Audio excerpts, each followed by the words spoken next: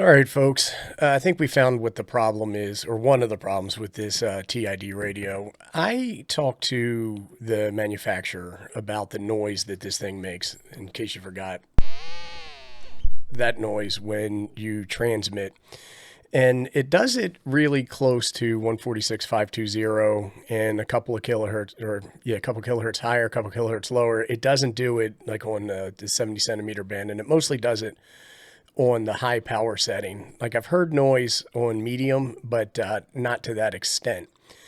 And I talked to a lot of people who have this radio, and a lot of them said theirs works fine. And after more questioning, what I've discovered is that mine has this. I knew this. Mine had this USB charging port on here, but everybody I talked to who works fine doesn't have this. Now, this radio is sold as the Gen 2, and it's my understanding that the Gen 1 and the Gen 2 are the exact same radio, with the addition of the Gen 2 having the USB chargeable battery. I've talked to a lot of folks who've had this. Some folks say if you hold the antenna when you transmit, it stops, and that might be true. I don't know. I'm not going to hold on to an antenna when I'm transmitting. And folks said if you try a different antenna, it goes away, and that's not true either.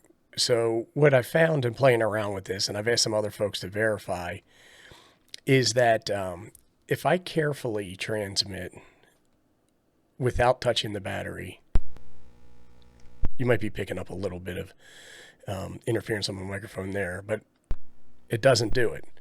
But if I hold the battery, that's when it starts.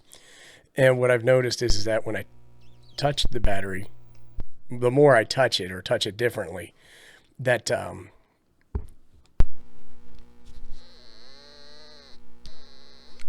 that transmission sound starts up. So I think it's a problem with the battery potentially being grounded. Now, there was a guy, his name's Ham Solo, and he did a video, and he did a really good job. You should check it out, where his battery would get super duper hot on this back terminal right here. And he said he was getting RF burns. I don't know if it's RF burns or not, but I did touch these two terminals while transmitting, and I felt some heat coming in, but I didn't feel heat at the level that he was.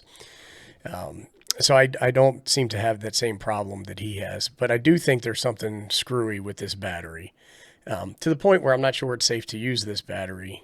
But when I reached out to TID Radio, what they had told me is that the radio was configured for GMRS, not ham bands, and that was the problem. They said there's two fixes. One, send me a new radio, or two, apply a firmware update.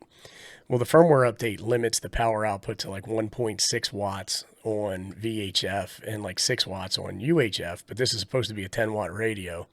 So the idea of installing the firmware was not something that I would suggest or recommend to anybody, because it makes the radio not what you bought. The other thing I wanted to mention is that the bad battery isn't what impacts the spurious emissions test that we did. So that's still a problem that needs to be addressed. But let's go ahead and test this and see if this battery is the issue. I almost forgot. I would need to mention that I was sent this radio from TID Radio in exchange for this video review. So that means that I didn't pay anything for this radio. Now, if you're the type of person who's triggered by sponsored YouTube videos, I would suggest you go watch some cat videos. Okay, so to test our theory that the battery is bad, what I've done is I've used these clamps or these probes to connect to the positive and negative terminals on the internal part of the radio to power that up. And then I have these wires connected to my benchtop power supply, and I'll roll a picture of that now so you can see it. And we're set for 7.4 volts. So let me go ahead and flip this baby over, and you can see that it'll power up just fine in this particular configuration.